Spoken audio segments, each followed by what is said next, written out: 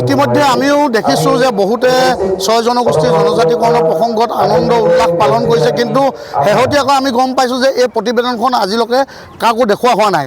এই প্ৰতিবেদনখনত এই 6 জনগোষ্ঠী এটা বিভাজন কৰা এটা সৃষ্টি তেওঁলোকে কৰিব বিচাৰিছে। আমি অসম চৰকাৰ, ভাৰত চৰকাৰক আমি দাবী উত্থাপন কৰিছোঁ, যি 6 জনগোষ্ঠীৰ আন্দোলন আছে, যি পি আৰু ভি কৈছে, এই পি ভি নহ'ব, জনজাতিকৰণ আমাক মৰ্যাদা লাগিব। আৰু 6 জনগোষ্ঠীৰ মাজত যদি বিভাজনৰ সৃষ্টি কৰিবলৈ যায় 2026 চনত ইয়াৰ প্ৰত্যুত্তৰ দিবলৈ আমি বাধ্য। নিশ্চয় এইটোতো আমি লালিপপ বুলি ধৰিব লাগিব, কাৰণ তেওঁলোকে এটা ছিষ্টেম কৰিছে, যোনটো ছিষ্টেমৰ যোগেদি ভোটসমূহ সংগ্ৰহ কৰিম বুলি ভাবিছে।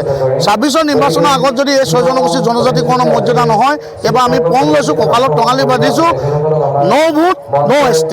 যদি আমাক ST নিদিয়ে এবাৰ আমি ভোট দিবলৈ আমি বাধ্য হ'ম। আমাৰ আন্দোলন তীব্ৰতাভাৱে চলি থাকিব। এই আন্দোলন কোনোদিন কমি নাযায় আৰু তীব্ৰতা হ'ব।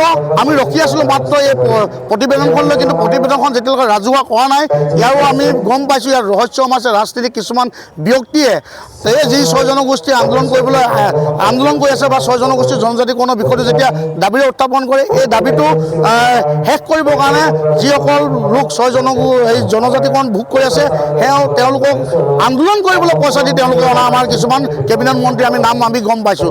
আমি আজি আপোনালোকৰ মাধ্যমৰ যোগেদি এটা কথা স্পষ্ট কৰিছোঁ, তেওঁলোক এই কাৰ্যৰ পৰা বিৰত থাকক, নহ'লে অনাগত দিনত অসম উত্তপ্ত পৰিস্থিতি হ'ব। তাৰ বাবে এই কেবিনেট মন্ত্ৰীসকলে দায়ী হ'ব।